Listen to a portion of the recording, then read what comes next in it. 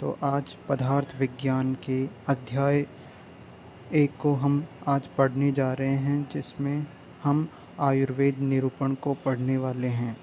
इसमें सबसे पहले हम आयुर्वेद के अंदर आयु को पढ़ेंगे, वेद को जानेंगे, फिर आयुर्वेद को समझेंगे कि आयुर्वेद के लक्षण क्या हैं और आयुर्वेद का महत्व क्या है और आयुर्वेद के सिद्धांत क्या हैं, आयुर्वेद के अंदर आने वाले मूलभूत सिद्धांत क्या हैं और आयुर्वेद कब से चल रहा है और इसको शाश्वत क्यों बोला जा रहा है, उसको भी इस अध्याय के अंदर हम समझेंगे।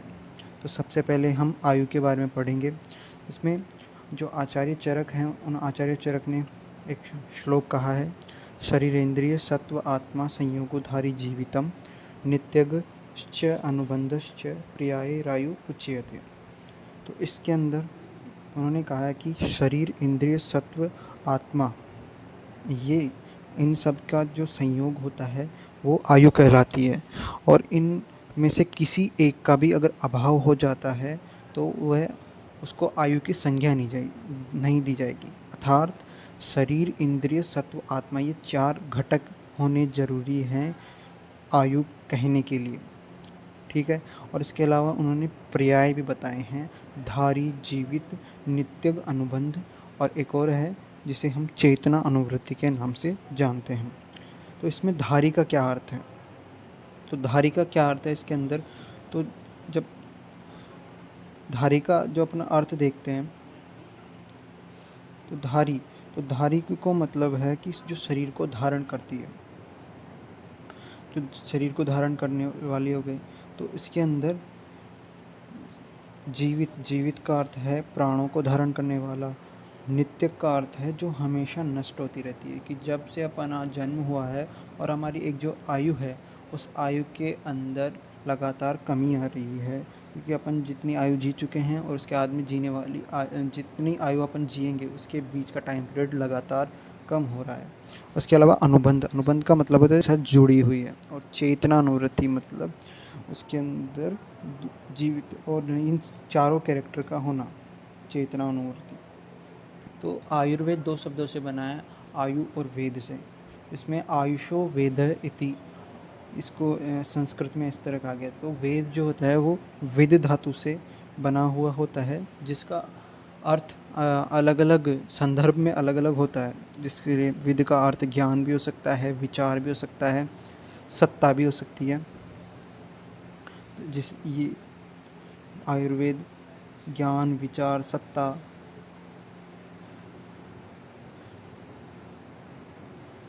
फिर उसके बाद में जो सुश्रुत है, सुश्रुत ने आयुर्वेद के संदर्भ में दोनों को जोड़ के कहा है कि आयुरस्मिन विंध्यते अनेन व आयुर्विंदति इति आयुर्वेद, जिसके अंदर आयुर्वेद को जाना जाता है, आयु को जाना जाता है और दीर्घ आयु की प्राप्ति होती है, उसको हम आयुर्वेद कहते हैं। तो ये इसके अंदर हमने आयु जानी कि आयु के लिए चरक क्या कहते हैं। उसके बाद में हमने वेद को जाना कि वेद क्या है। के बाद में हम जानेंगे आयुर्वेद के लक्षण। तो आयुर्वेद के लक्षणों के अंदर श्लोक आता है जो चरक ने कहा है, हिता हितम सुखम दुखम आयुस्तस्य हिता हितम मानम च तच्च यत्रोक्तम आयुर्वेद सह उच्यते। अर्थात जिसके अंदर हित आयु, अहित आयु, सुखायु, दुखायु, इन 4 प्रकार की आयु व इनसे ज्ञान आयु के मान का जहाँ विवेचन हो, मतलब चारों प्रकार की आयु का जहाँ पर ज्ञान होता है अपने को, ऐसा शास्त्र जिसके अंदर इन 4 प्रकार की आयु का ज्ञान होता है, उसे हम आयुर्वेद कहते हैं। ये आयुर्वेद हो गया।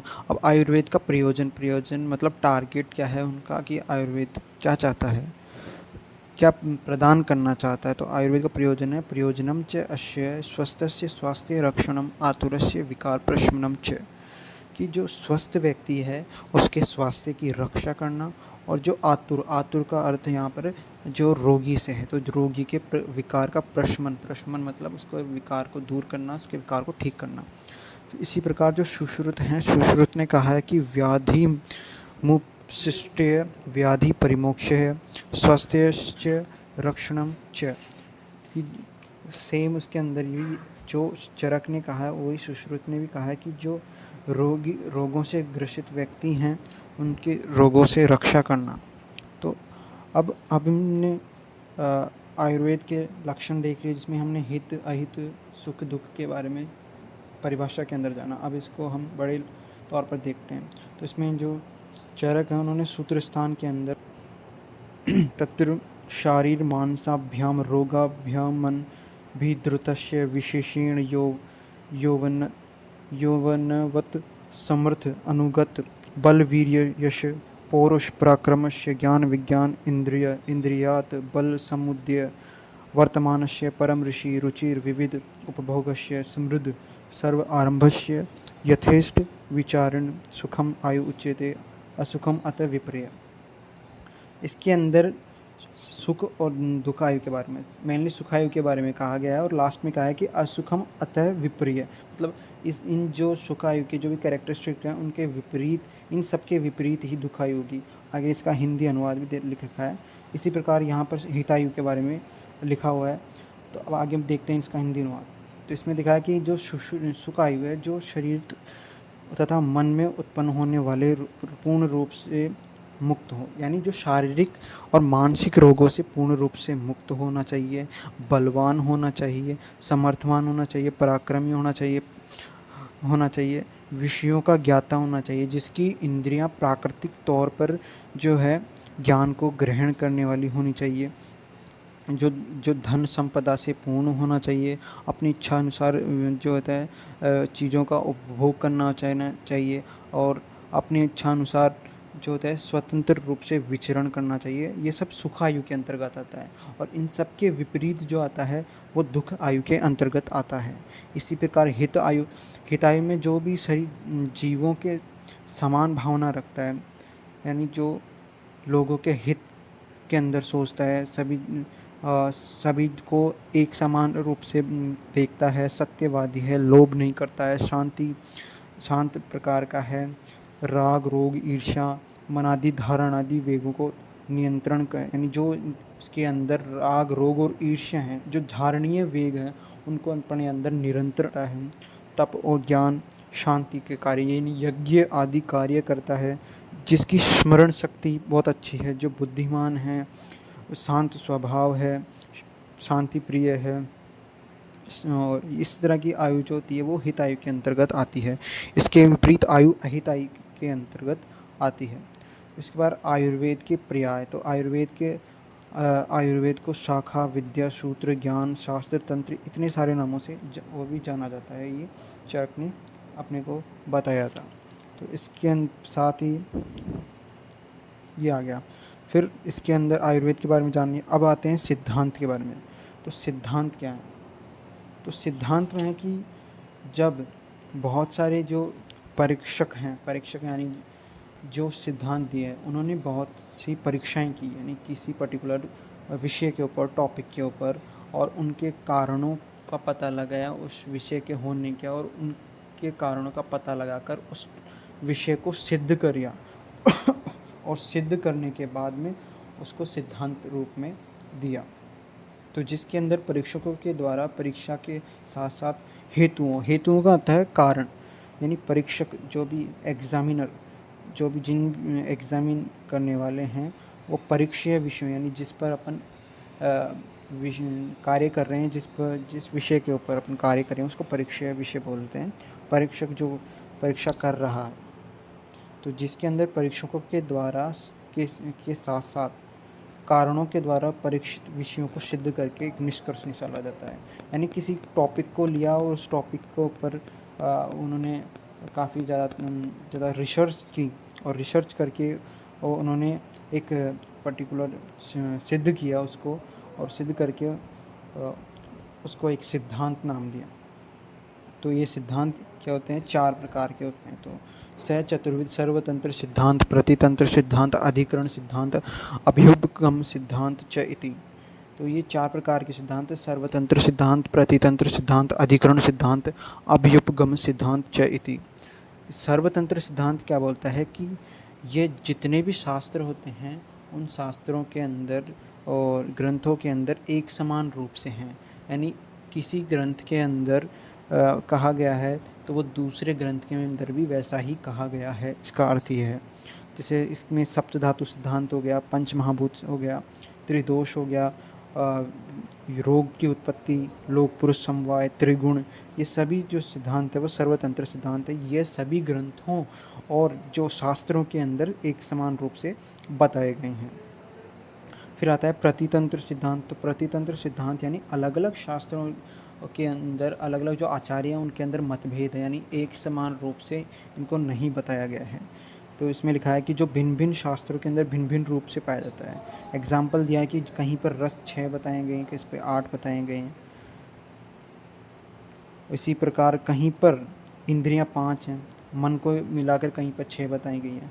सुश्रुत संहिता के अंदर 300 हड्डियाँ 300 अस्थियाँ मानी गई हैं, लेकिन चरक संहिता के अंदर 360 हड्डियाँ मानी गई हैं, क्योंकि चरक ने कुछ अन्य को भी हड्डियों के अंदर ही गिन लिया था। अब अधिकरण सिद्धांत जो होता है वो सत्य घटना पर आधारित होता है। तो अधिकरण सिद्धांत के अंदर क्या होता है कि हम एक बड़े टॉपिक के अंदर एक छोटे से पार्ट को लेते हैं और उसको हम मान लेते हैं कि ये सिद्ध है। तो उस टॉपिक से जुड़े हुआ ये प्रूव है ये टॉपिक, तो उस टॉपिक से जुड़ा हुआ जो भी अन्य भी टॉपिक होगा वो टॉपिक अपने आप सिद्ध हो जाएगा। यानी समझने के लिए कि त्रिदोष सिद्धांत है, आप आयुर्वेद के अंदर पढ़ते हैं त्रिदोष। अब त्रिदोष हैं तो वात पित्त कफ, वात के पित्त कफ को अगर अपन मानते हैं कि ये होते हैं, वास्तव में ये होते हैं, तो वात पित्त कफ के अंदर अपन ने क्या पढ़ा था, कौन सा गुण पाया जाता है? वात के अंदर रजगुण होता है। अगर क्योंकि अपन वात पित्त कफ मान रहे हैं तो अपने को गुणों को भी मानना पड़ेगा। और वात के अंदर रज होता है, पित्त के अंदर सत्व होता है, और तमो के अंदर तम हो गया उसके अंदर, कफ के अंदर। तो अगर अपन पंच महाभूत सिद्धांत को त्रिदोष सिद्धांत को मानते हैं तो त्रिगुण सिद्धांत भी मानना पड़ेगा। इसी प्रकार अगर त्रिदोष सिद्धांत को मानते हैं तो त्रिदोषों के अंदर पंच महाभूतों की भी उपस्थिति होती है, तो इसलिए हमें पंच महाभूत सिद्धांत भी मानने पड़ेंगे। तो इसी प्रकार इसके अंदर मुक्त पुरुष के लिए कहा है। मुक्त पुरुष जो है, जो सांसारिक जो भी कर्म हैं उनसे मुक्त है, उसके लिए इसमें एग्जाम्पल लिखा हुआ होता है कि एक सच को अगर अपन मान लेते हैं कि त्रिदोष वास्तविक है तो दूसरे सच भी अपने आप सिद्ध हो जाता है, यानी पंच महाभूत सिद्धांत, त्रिगुण सिद्धांत वो अपने आप ही सिद्ध हो जाता है। अभ्युपगम सिद्धांत होता है, ये कोई सिद्धांत नहीं होता है। इस सिद्धांत में वो चीज़ें रखी जाती हैं जो अभी तक सिद्ध नहीं हो चुकी हैं, जिन पर अभी तक परीक्षा नहीं की गई है। केवल ज्ञान की दृष्टि से और तर्क वितर्क की दृष्टि से इसको अभिगम जितने भी सिद्धांत जिनको सिद्ध नहीं किया गया उसको इसके अंतर्गत रखा जाता है। यानी एक हाइपोथेसिस होती है जो सिद्ध नहीं की गई है, कि विज्ञान में किसी भी थ्योरी को सिद्ध करने से पहले एक परिकल्पना मानी गई है, तो उस परिकल्पना तक के का क्षेत्र जो होता है वो इस अभ्युपगम सिद्धांत के अंतर्गत आता है। अब जैसे ही उसको मान्यता प्राप्त हो जाती है तो वो किसी भी सिद्धांत के अंदर प्रवेश कर सकता है उसके लक्षण के अनुसार से। फिर उसके बाद में हम पढ़ते हैं, सिद्धांत पढ़ लिया, लेकिन आयुर्वेद में कुछ मूलभूत सिद्धांत होते हैं।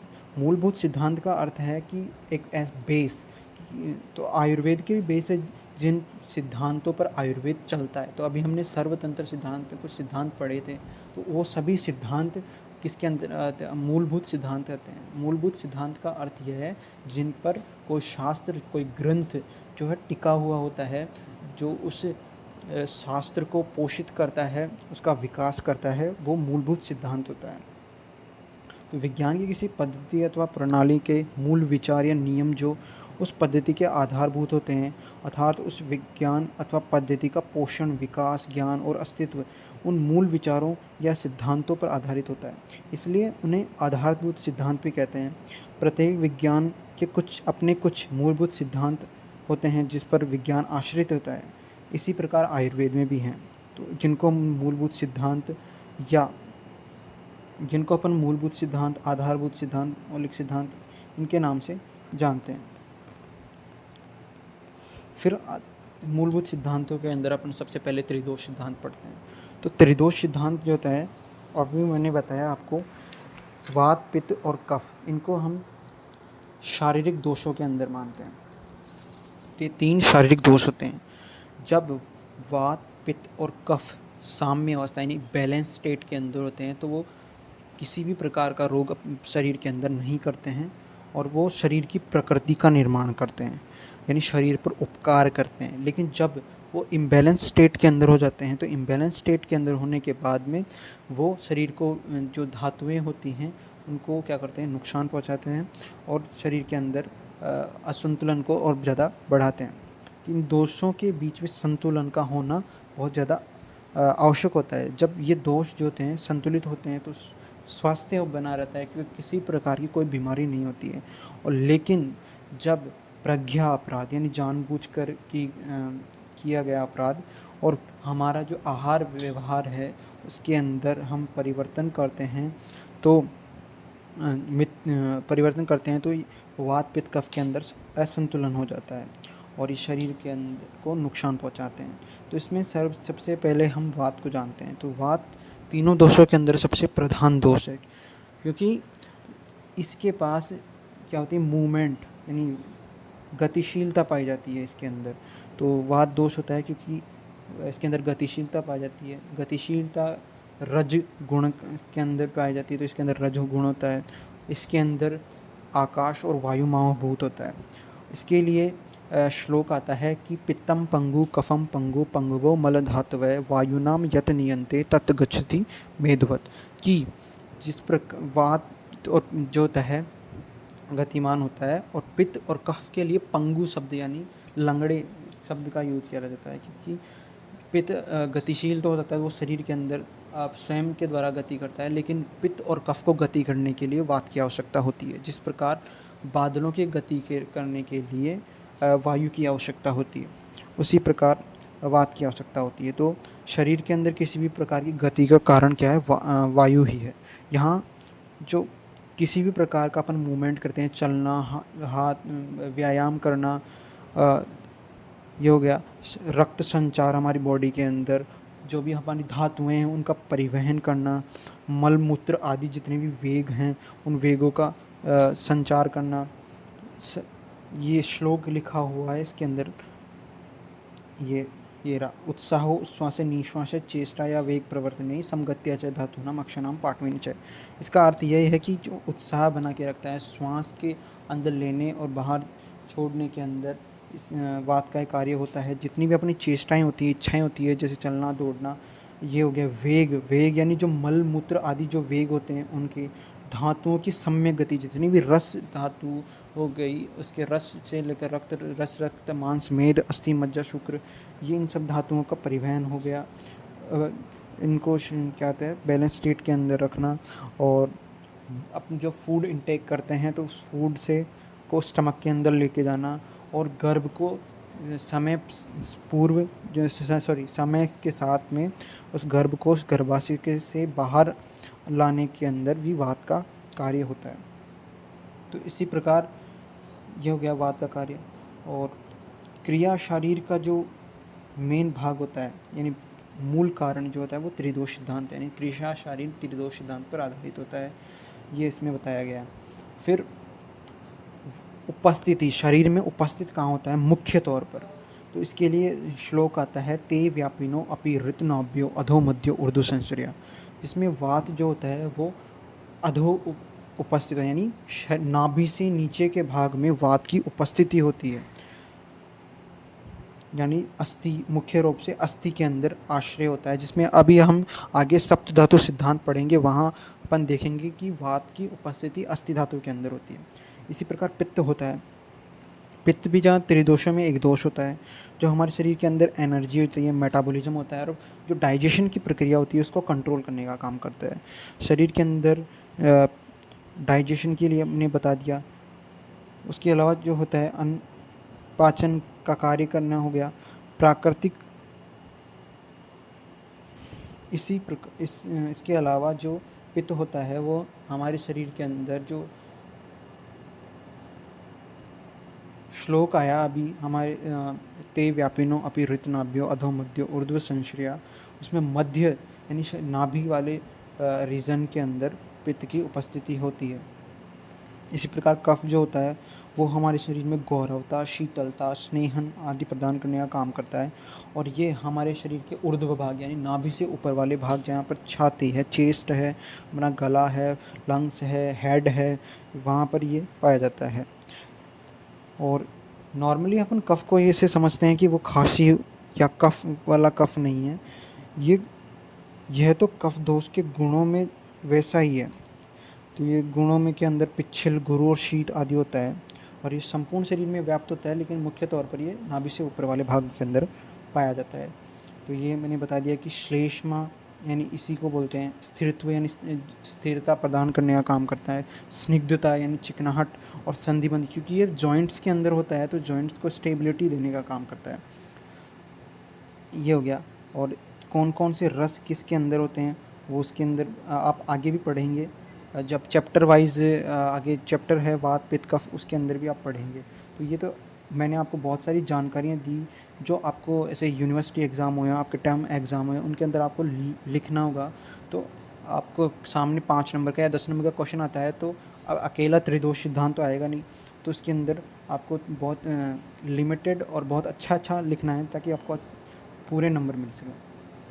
फिर उसके बाद में अपन चलते हैं षड्रस सिद्धांत। अब इस षड्रस सिद्धांत अपन ने प्रतितंत्र सिद्धांत के अंदर देखा कि वहाँ पे कहीं 6 माने, कहीं 8 माने, लेकिन मुख्य तौर पे 6 ही माने गए हैं। तो उसके अंदर मधुर, अम्ल, लवण, कटु, तिक्त, कषाय को माना गया है। और इसके अंदर आपको महाभूत भी दिखने को मिल रहे हैं कि इसके अंदर कौन कौन सी महाभूत हैं।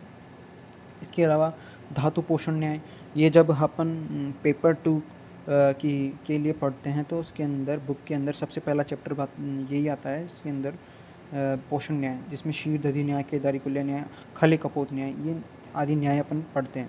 तो ये आगे अपन जब क्रिया शारीर का लेक्चर पढ़ेंगे पेपर 2 के लिए, तब उसके अंदर अपन इसको पढ़ेंगे। फिर आता है पंचमहाभूत। इस पंचमहाभूत सिद्धांत को अपन ने क्रिया शारीर के लेक्चर के अंदर भी देखा था। तो इन्हीं पंचमहाभूत मतलब आकाश, वायु, जल, अग्नि, पृथ्वी, इन्हीं 5 महाभूतों से संपूर्ण ब्रह्मांड बना हुआ है। आयुर्वेद में शरीर को 5 भौतिक माना है। शरीर के अंतर्गत जितने भी भाव हैं वैसे भी भाव 5 महाभूतों से मिलकर बने। ये मैंने पहले भी बता चुका हूँ। इसके पूरा का पूरा अगर आपको जानना है तो वहाँ क्रिया शरीर में अगर आपने पढ़ा होगा तो आपने इसको ज़रूर से जाना होगा। तो ये आप मैंने बता दिए थे। सारे तन्मात्र सूक्ष्म रूप में के अंदर तन्मात्राएँ होती है।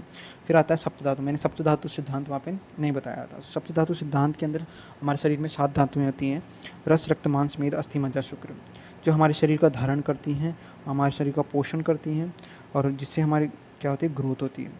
तो इन धातुओं के क्या होते हैं, कुछ मुख्य कर्म होते हैं। प्रीणम जीवनम लेपे स्नेहो धारणा पूर्णे गर्भोत्पादन धातूनाम श्रेष्ठ कर्म क्रमात् स्मृतम, कि इनके मुख्य कर्मों को आपके सामने रखा गया है। इसके अलावा भी कर्म होते हैं लेकिन ये मुख्य होते हैं। रस का जैसे प्रीणन नरिशमेंट होता है, रक्त का जीवन यानी लाइफ, मांस का लेपन यानी कोटिंग करने का होता है, मेद का स्नेहन यानी ऑयलेशन, अस्थि का स्टेबिलिटी देना, मज्जा का बोन मेरो, शुक्र का जन्म के लिए, गर्भोत्पादन के लिए। और इनका स्थान दे रखा है कि आश्रय भाव होता है कि जिस आश्रय होता है घर, और आश्रय होता है उस घर के अंदर कोई रह रहा है। तो अस्थि वात का आश्रय होता है। मैंने अभी वात दोष बताया तो उसमें कहा था कि नाभि से नीचे के भाग के अंदर वात पाया जाता है, तो अपनी जो अस्थियाँ होती हैं उन अस्थियों के अंदर वात होता है। इसी प्रकार रक्त के अंदर पित्त का स्थान होता है। बाकी धातुओं के अंदर मुख्य तौर पर कफ का स्थान होता है। असाम्यावस्था में दोष सर्वप्रथम धातुओं को इस क्या करते हैं, क्षतिग्रस्त करते हैं, उन्हीं को नुकसान पहुँचाते हैं सबसे पहले। तो अगर हमारे शरीर के अंदर आश्रय भाव के अंदर एक चीज़ ये भी होती है कि अगर आश्रय बढ़ रहा है तो उसके अंदर आश्रयी यानी रहने वाले भी बढ़ेंगे। घर बड़ा होगा तो उसके अंदर रहने वाले लोग भी ज़्यादा आएंगे। लेकिन ये गुण किसके लिए वैलिड नहीं है, वात दोष के लिए वैलिड नहीं है। अगर अस्थि की मात्रा बढ़ती है तो वात की मात्रा घटेगी, लेकिन अगर रक्त की मात्रा शरीर के अंदर बढ़ रही है तो पित्त भी बढ़ेगा। बाकी जितनी भी धातुएं हैं अगर उनकी मात्राएं बढ़ रही है तो कफ भी बढ़ेगा। लेकिन यहाँ एक्सेप्शनली वात दोष के लिए ऐसा नहीं है, तो मैंने 3 स्टार इसके लिए लगाए हैं कि अस्थि बढ़ेगी तो वात घटेगा। फिर उसके बाद में हमने आधुनिक तौर पर इनके नाम आपके सामने रख दिए हैं कि इनको क्या कहा जाता है, ठीक है। फिर उसके बाद में हम आयुर्वेद के शाश्वत स्वरूप को जानेंगे। इसके आगे भी तो अपन कुछ सिद्धांत हैं उनको पढ़ेंगे, लेकिन सबसे पहले हम आयुर्वेद को शाश्वत और नित्य स्वरूप क्यों कहा जाता है उसके बारे में पढ़ेंगे। तो इसके लिए कहा गया है, सो अयम आयुर्वेद शाश्वतो निर्दिश्यते अनादित्वात् स्वभाव संसिद्ध लक्षणत्वात् भाव स्वभाव नित्यत्वाच्च। इसमें 3 प्रमुख कारण हैं। आयुर्वेद को शाश्वत कहा गया है, नित्य कहा गया है, नित्य और स्वरूप कहा गया है, क्योंकि शाश्वत और नित्य स्वरूप का मतलब है कि इसका कोई आरंभ नहीं है, ये हमेशा से ही है। तो इसको सिद्ध कैसे करेंगे, इसके 3 मुख्य बिंदु हैं और 3 प्रमुख कारण हैं। तो अनादि, अनादि का अर्थ यहाँ है कि आयुर्वेद का कोई प्रारंभ नहीं है, कि आयुर्वेद जब सृष्टि नहीं थी तब भी था, और अब सृष्टि है तब भी है, और सृष्टि नहीं रहेगी आगे तब भी रहेगा। तो आयुर्वेद का कोई प्रारंभ नहीं है।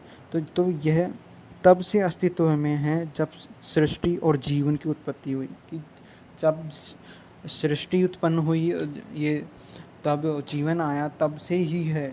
और ब्रह्मा जी ने तो सिर्फ इसका एक स्मरण मात्र किया था। अपन चरक के अंदर पहले अध्याय के अंदर अपने पढ़ा था कि ब्रह्मा स्मृत्वा आयुषो वेदम प्रजापति अजिग्रह, तो उसमें कि ब्रह्मा जी ने इसका केवल स्मरण किया था।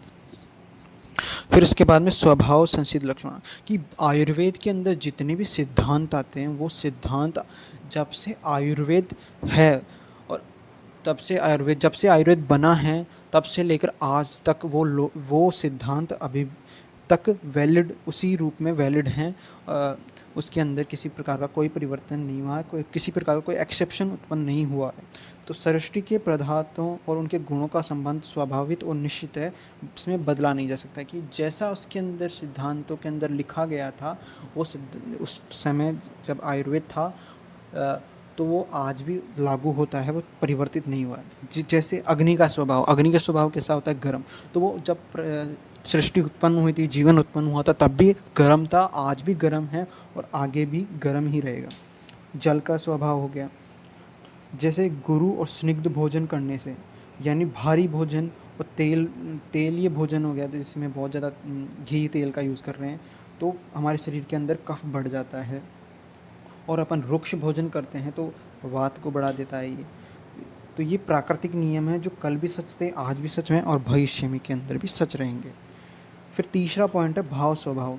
तो जो इसके अंदर ऐसा कहा गया है कि सामान्य और विशेष सिद्धांत को इसके अंदर उदाहरण लिया गया है, कि जब समान गुणों वाली चीज़ें, कि जब उदाहरण के तौर पे मैं समझाऊं कि जैसे दूध और घी के गुण जो होते हैं वो अपनी शुक्र धातु के समान होते हैं। तो अगर अपन दूध और घी का सेवन ज़्यादा करेंगे तो हमारे शरीर के अंदर शुक्र धातु की वृद्धि हो जाएगी। लेकिन अगर ये तो सामान्य हो गया, यानी सामान्य को बढ़ाता है। तो सामान्य का अर्थ है समान गुण, तो समान गुणों को बढ़ाते हैं। उसका एग्जाम्पल मैंने दे दिया। अब आता है विशेष। तो विशेष के अंदर हम देखते हैं कि वात क्या करता है, मूवमेंट, यानी गतिशीलता का प्रतीक है। व्यायाम करेंगे अपन, बहुत ज़्यादा एक्सरसाइज व्यायाम जो हो गया, गतिशील दौड़ेंगे चलेंगे तो हमारे शरीर में वात बढ़ेगा। लेकिन अगर अपन इसके विपरीत क्या करें, आलस दिखाएं, आलस्य हो गया, गौरवता दिखाएं, तो हमारे शरीर के अंदर लेजीनेस आ जाएगी, तो अपना मूवमेंट कम हो जाएगा, तो वात दोष की भी कमी हो जाएगी। वही इसके अंदर बताया गया कि पदार्थों और जीवन के मूल तत्वों का आपस में जो संबंध है वह नित्य मानी हमेशा रहने वाला है, यानी हमेशा ही रहेगा। ये जो संबंध है पदार्थों का जीवन के साथ, यानी जो पदार्थ समान गुणों के पदार्थ हैं वो बढ़ाएंगे, और विशेष का मतलब है जो विपरीत हैं वो घटाएंगे, और यह हमेशा ही रहेगा। तो आयुर्वेद का नियम है कि समस्त समान गुणों वाली चीज़ें शरीर में उस गुण को बढ़ाती हैं। जैसे गर्मी के अंदर शरीर में पित्त बढ़ जाता है, विपरीत गुणों वाली चीज़ें उसको घटाती हैं। जैसे शरीर में ठंडी चीज़ों से गर्मी शांत हो जाती है। यह प्रकृति का अटल नियम है। जब तक सृष्टि के में जीव और पंच महाभूत हैं तब तक ये शाश्वत यानी हमेशा रहेगा। त्रिगुण सिद्धांत, कि अब अपने त्रिदोष सिद्धांत पढ़े, वो शारीरिक दोष थे। या त्रिगुण सिद्धांत, इसके अंदर गुण, इसमें सत्व रज और तम है। तो उसमें जो रज और तम है उसको मानसिक गुणों की संज्ञा दी गई है जब वो विकृत अवस्था के अंदर चले जाते हैं। इसके लिए सांख्य कारिका में कहा गया है सत्वम लघु प्रकाशम इष्टम उभष्टबकम चलम च रजः गुरु वर्णकम एव तमः प्रदीप चार्थो वृत्ति। तो सत्व गुण जो होता है वो हल्का होता है, लाइट होता है, जिसके अंदर अग्नि महाभूत की प्रधानता होती है और जो अपने इंद्रियों द्वारा अपने अर्थ को ग्रहण करता है, सत्व के प्रकाशक होने का कारण होता है। प्रकाशक का होगा क्योंकि इसके अंदर अग्नि महाभूत और अग्नि महाभूत प्रकाशक का प्रतीक होता है। सत्व जो होता है वो हमेशा सत्यवादी होता है और इसको जिसके अंदर सत्व गुण की प्रधानता होती है उन्हें आप्त पुरुष कहा गया है। आप्त पुरुष यानी जो हमेशा सत्य, जो जैसा है उसको वैसा ही व्यक्त करते हैं, उनको आप्त पुरुष कहा गया है। और ये हर्ष, संतोष और आनंद आदि का कारण होता है। रजगुण के बारे में बता दिया था मैंने कि वाद दोष होता है, उसके अंदर रजगुण प्रधान होता है, ये क्रियावान होता है, चंचल होता है। अगर सत्व और रज जो होता है वो निष्क्रिय हैं तो उनको किसी भी विषयों के अंदर प्रवृत्त कराने का काम करता है, यानी उनकी स्टेबिलिटी को छीनने का काम करता है, शारीरिक और मानसिक दुखों का कारण होता है। तम गुण, ये गुण गुरु होता है जो अस्थिरता का कारण होता है, कफ दोष की प्रधानता होती है, सत्व का प्रबल विरोधी होता है और स्थिरता, जो स्थिरता कफ ये स्थिर रहता है, मैंने अभी बताया। तो जो रज है इसके स्थिर होने के अंदर बाधा उत्पन्न करता है। ये अज्ञान, जड़ता, निद्रा, तंद्रा, मोह, अवसाद आदि को उत्पन्न करने का काम करता है। और अन्य प्रमुख सिद्धांतों में हम लोक पुरुष सिद्धांत, त्रिसूत्र और व्याधि रूपी सिद्धांत, वो लोक पुरुष सिद्धांत अपन पढ़ेंगे। त्रिसूत्र सिद्धांत अपन ने चरक संहिता के अंदर पढ़ लिया।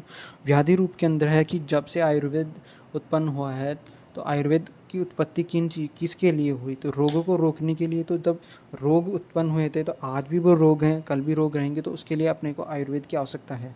तो इसी आयुर्वेद का मूलभूत सिद्धांतों के अंदर आता है कि उस टाइम पे भी थे, अब भी हैं, आगे भी रहेंगे, तो उनको रोकने के लिए अपने को